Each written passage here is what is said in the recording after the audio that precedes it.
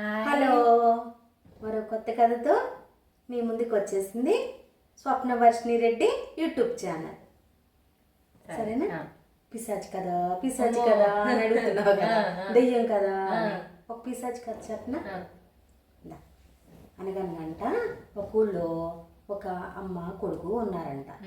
అమ్మ కొడుకు ఉంటే ఆ కొడుకేమో ఏ పని లేకుండా బలాదూరుగా తిరుగుతూ ఉంటాడు. అమ్మే పని చేసుకుంటా వాడికి ఫుడ్ అన్నీ తెచ్చిపెట్టేది. చదువుకున్నాడు కానీ పై చదువులకి వెళ్ళాల, పని చేయడు. అమ్మ ఇంకా కూలి పనులు చేస్తా తెచ్చంటే తిని కూర్చుంటున్నాడు. ఏమనాలని ఒళ్ళు బలిసి కూర్చున్నాడు, బద్ధకస్తుడు. అవునా? ఏ పని చెప్పినా కూడా తర్వాత ఆనికి ఆనికి తర్వాత అంటా ఉండేవాడు కానీ చేసేవాడు కాదు. తర్వాత చేస్తా అనేవాడు, అంతే ఇక అంతే ఇక అంతే సంగతులు. ఇంకా రేపు రేపు రేపు అనుకుంటా అట్టాగే ఉండేవాడు. ఇట్లా చూసి చూసి ఆడికి 20 ఏళ్ళు వచ్చేసినాయి. 20 ఏళ్ళు అంటే మాటలమ్మ. ఒక్క ఒంటరి ఆడది ఆ పిల్లోడిని, మగపిల్లోడిని, మళ్ళీ ఆడపిల్ల కూడా కాదు, మగపిల్లోడిని బతికించడం అంటే ఎంత కష్టం. పని చేసుకుంటా తను కష్టపడాలి, ఈ పిల్లోడికి పెట్టడం అంటే ఎంత బాధ ఆడమనిషికి. చూసి చూసి పొమ్మంది ఇంట్లో నుంచి. 20 ఏళ్ళు వచ్చినాయి మగపిల్లాడివి, నీకు ఏమాత్రం సిగ్గులేదు, బద్ధకంగా పడి తింటున్నావు, ఎవడు పెడతాడు నీకు, నడు బయటికి నా ఇంట్లో నుంచి అని గెంటి పడేసింది. పోయాడు, పోతా పోతా పోయాడు, ఒక అడవిలోకి పోయాడు. ఊరి చివరికి వెళ్ళేసరికి ఒక పెద్ద చెట్లు అడవి వచ్చేసింది. వచ్చేసి వీడు బయటికి మామూలుగా మనసులో అనుకోకుండా బయటకు అనేసాడు. ఏమని? ఏ దయ్యమన్నా భూతమన్నా నన్ను తినేసినా బాగుండు, నేను పోతాను, నేనేమో పని చేయలేను, బతకలేను, అన్నం పెట్టలేక మా అమ్మ పంపించేసింది, 20 ఏళ్ల నుంచి పెట్టింది కదా, తన కోపానికైనా అర్థం ఉంది, ఏ దెయ్యమో పిశాచమో నన్ను పీకు తినేస్తే బాగుండు. దానిలో కూడా వాడు స్వార్థమే చూస్తున్నాడు. చచ్చిపోవడం కూడా కష్టం వాడికి, చచ్చిపోవడం కూడా పెద్ద కష్టంగా అనిపించి ఎవరైనా వచ్చి నన్ను తినేస్తే బాగుండు, ఫ్రీగా చచ్చిపోవచ్చు అనుకుని అట్లాంటి బద్దకస్తుడు అనమాట. అయితే వీడు బయటకు అనగానే ఎవరైనా పిశాచం వచ్చి తినేస్తే బాగుండు నన్ను అని అనుకునేసరికి వచ్చాగా అని వచ్చేసింది చెట్టు మీద నుంచి. అమ్మో అంటే అమ్మ భయం వేసిందా, వచ్చేసింది. మరి వచ్చేసరికి భయపడతాడు, భయపడిపోయి దాక్కుంటానికి కూడా ప్లేస్ లేదుగా, అడవి కదా. నన్ను ఏం చేయమాక అంటే ఏమి చేయను నిన్ను, మన స్నేహంగా ఉందాము, నువ్వేదంటే అది తెచ్చి పెడతాను, నాకు నువ్వు జతగా దొరికావు కదా అంటది. నేనేమి నిన్ను తినను, నువ్వు అడిగావు కానీ నన్ను ఎవరైనా తినేస్తే బాగుండు అని నిన్నేమి తిననులే, స్నేహంగా ఉంటాను, నీకేం కావాలో అది తెచ్చి పెడతాను అని నమ్మ పలికింది బాగా. అయితే ఒక కండిషన్ పెట్టింది, 1 సంవత్సరం పాటు నువ్వేది అడిగితే అది చేసి పెడతా, పని అంతా చేసి పెడతా, నువ్వే పని చేయొద్దు, నువ్వు తినటానికి ఉండటానికి అన్నీ చేసి పెడతాను, కానీ 1 సంవత్సరం తర్వాత మాత్రం ఇంకో సంవత్సరం, 2వ సంవత్సరం నేను ఏది అడిగితే అది నువ్వు చెయ్యాలి అంటది. అంతకుముందు ఒక దెయ్యం కథ చెప్పుకున్నాం మనం. నువ్వు అడిగింది నేను చేయలేని పక్షంలో నేను వెళ్ళిపోతాను అంటది. అట్లాగే ఈ కథలో కూడా నేను చేయలేని పక్షంలో నేను వెళ్ళిపోతాను, సంవత్సరం మాత్రం నువ్వు ఏది అడిగితే అది నేను చేసి పెడతాను, నేను చేయలేని పక్షంలో నేను వెళ్ళిపోతాను అంటది. అయితే సరేనని ఒప్పుకుంటాడు. సో అయితే ఫస్ట్ సంవత్సరం నా ఇష్టమే కదా, నాకు ఏదంటే అది తెచ్చి పెడతానంది. తర్వాత సంవత్సరానికి కదా తను ఏదడిగితే అది చేయాల్సింది నేను తర్వాత సంవత్సరానికి కదా. అయితే తర్వాత సంవత్సరానికి రాజెవరో రెడ్డెవరో ఎవరికి తెలుసు. ఫస్ట్ 1 సంవత్సరం మాత్రం కులాసాగా బతికేయచ్చు అనుకుంటాడు. ఏదంటే అది తెమ్మంటాడు. కాలం కాని కాలంలో మామిడికాయలు తెమ్మంటాడు, తెచ్చిద్ది. నాన్న సౌజ్ వచ్చి తెచ్చిద్ది. జాంకాయలు తెమ్మంటాడు. కండిలు ఎప్పుడు వస్తాయి? వానాకాలంలో వస్తాయి. మండే ఎండాకాలంలో తెచ్చేయమంటాడు. అట్లా ఏదంటే అది. చెరుకు సీజన్ ఎప్పుడు మనకి? మార్చిలో వచ్చింది, ఫిబ్రవరి మార్చిలో వస్తాయి మనకి వరి పంట. చెరుకులు అప్పటికప్పుడు తెమ్మంటాడు, తెచ్చేసిద్ది. కాలం కాని కాలంలో, కాలం ప్రకారం కొన్ని కాయలు అవి వస్తాయి కదా, అట్ట కాదు, ఎప్పుడంటే దాన్ని ఏదంటే అది తెచ్చేయాలి. తానా సౌజ్ వచ్చి తెచ్చి పెట్టి వాడిని పోషిస్తూ ఉంటుంది.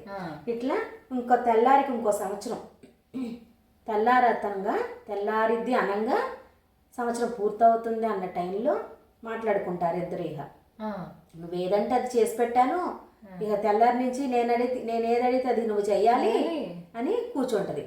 ఇక సంవత్సరం అంతా నన్ను కాల్చు తిన్నావు, నువ్వేది తెమ్మంటే అది తెచ్చాను, నానా సౌజ్ వచ్చి ఇక నుంచి నువ్వు నాకు చెయ్యాలి, నువ్వేమీ చేయలేవు నేను అడిగింది, అందుకని నేను నిన్ను కాల్ చేసుకొని ముక్కలు చేసుకొని టేస్ట్ చూసి రోస్ట్ చేసుకొని తినేస్తాను అనుకుంటుంది. ఇది మనసులో ముందు రోజు మనసులో అనుకుంటుంది. వీటితోనేమో తెల్లారి నుంచి నేను అడిగితే ఏది అడిగితే అది చెయ్యాలి, నువ్వు ఇంకా అయిపోతుంది నీ గడువు అనేసరికి సరే అంటాడు. లోపల భయం ఉన్నా కూడా బయటకి కనిపించకుండా భయాన్ని సరే అంటాడు. సరే అని ఒక చెరువు దగ్గర కూర్చుంటాడు మధ్యాహ్నం పూట. ఇక తెల్లారిందంటే తను ఏది చెప్తే అది చేయాలి, లేకపోతే సావటం వేయడు. మరి దయ్యం ఊరుకుంటుందమ్మా పోతాం. అయితే వాడికి ఒక ఆలోచన వచ్చింది. చెరువు కాడ కూర్చున్నాడు కదా, కప్పలు బాతులు లోపలికి బయటికి తిరుగుతూ ఉంటాం, దూకటం. కప్ప ఏంటిది నీళ్ళల్లోనూ ఉంటుంది, నీళ్ళలో తిరుగుతుంది. బెకబెక అంటే నివాన్ నీళ్ళల్లో కూడా తిరుగుతూ ఉంటుంది. బెకబెక అంటూ కూడా ఒక్కోసారి పాటలాగా వచ్చింది. అంటే ప్రాణం బాగున్న వాళ్ళకి విసుగ్గా ఉంటుంది ఆ మూత పడుకొని. వర్షాకాలం అప్పుడు బాగా వరుస్తూ ఉంటుంది. అయితే కప్ప పాట పాడినట్టుగా చెయ్యాలి. అది పాట పాడదు, బెకబెక అంటే పాడలేదు, పాట సరిగా రాదు దానికి, కోయిల పాడిద్ది. కానీ కప్ప పాడమని చెప్పమని అడగాలి. ఒకవేళ అది పాటలుగా పాడించినా కూడా ఈ కప్పల్ని చెట్టు కొమ్మ మీద కూర్చోబెట్టాలని అడుగుతాడు. చెప్పాలి దీన్ని, ఈ దెయ్యం చేయలేదు, కప్పలు ఒక చోట కూర్చోగలి దూకుతానే వెళ్ళిపోతాయి, నేల మీద ఉండలేవు, ఎట్లయినా వెళ్ళిపోతానే ఉంటాయి. అయితే ఇట్లా చెయ్యాలి అని ఆలోచన వచ్చింది. ఎందుకంటే ఆ చెరువులో కప్పలను చూస్తున్నాడు కదా, అవి అరుస్తున్నాయి, అయ్యేమో పాటలాగా పాడలేదు, పాటల్లే పాడమని చెప్పాలని ఆలోచన వచ్చింది. అది వాయిస్ బాగలేదు, అంది బాగుందని గుడ్గా ఎలా చేస్తుంది, చేయలేదు అని చెప్పి ఆలోచన వచ్చి తెల్లారిపోయింది. ఇంకో అరగంట ఉండగా మళ్ళీ కూర్చుంటారు. ఇంకో అరగంట అయ్యాక ఇక నేను అడిగితే అది నువ్వు చెయ్యాలి అని వచ్చేసరికి సరే అంటాడు. సరే ఇంకో అరగంట టైం ఉంది కదా సంవత్సరం అవటానికి, నాకు ఒక కోరిక వచ్చింది, ఇది చేసి పెడతావా, ఈ ఒక్క కోరిక చేసి పెడతావా అంటాడు. అనేసరికి సరేనంటది. దెయ్యమో భూతమో ఏదో కానీ దిక్కుమాలింది. సరే అని బొట్టు పోయిందా, నేను పెడతాదా, చేతి మీద పడిందా, ఏం కాదులే నేను పెడతా,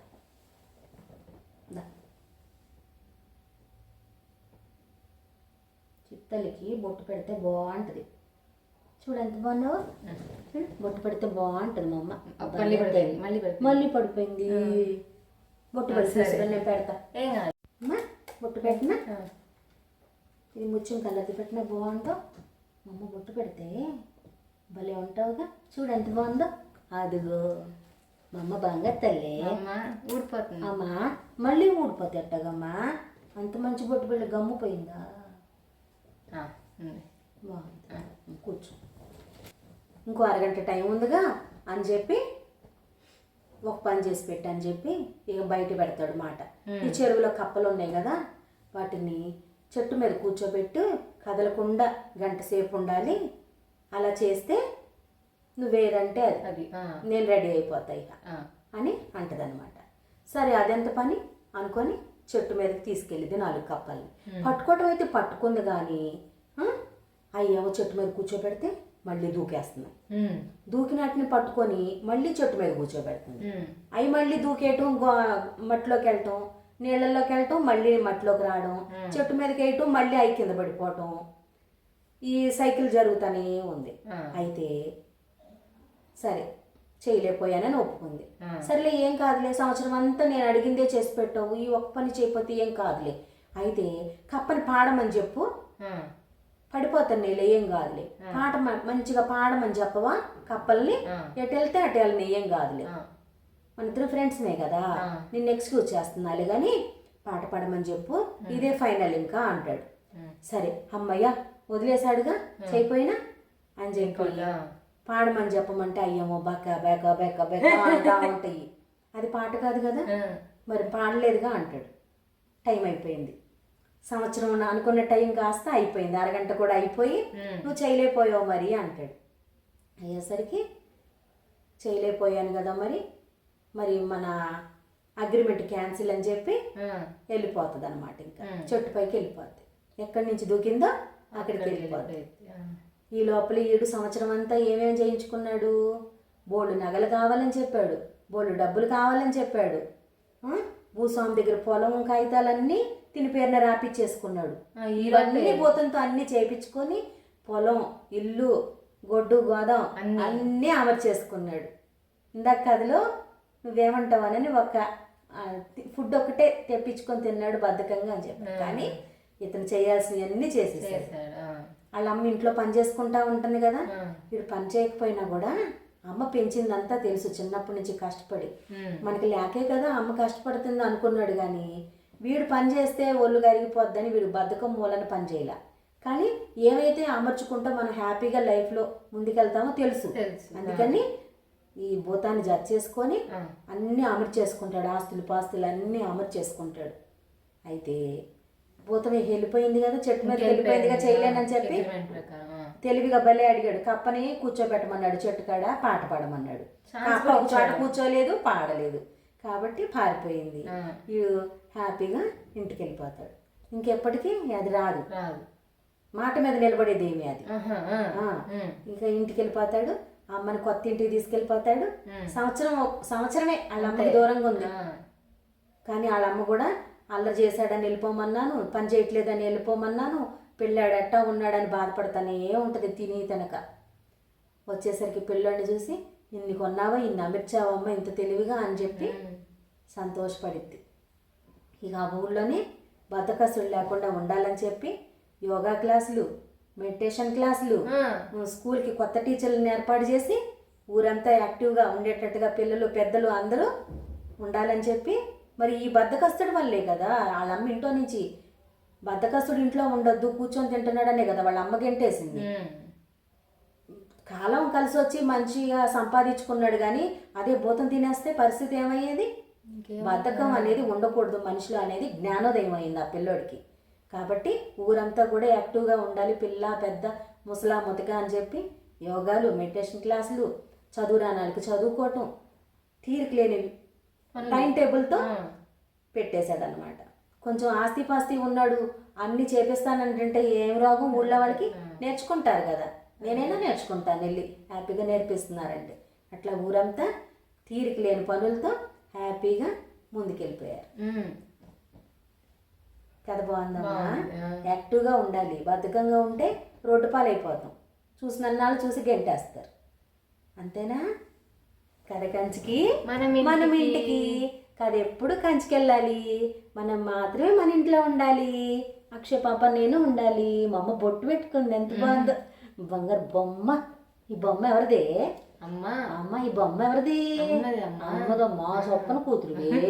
అమ్మ కూతురా ఇది? బంగారు తల్లి, మా అమ్మ బంగారు తల్లి. కథ బాగుందమ్మా. ఈ కథ కనుక మీకు నచ్చితే లైక్ చేసి, షేర్ చేసి, కామెంట్ పెట్టి సబ్స్క్రైబ్ చేయండి friends. Swapnavarshini Reddy YouTube channel. Bye.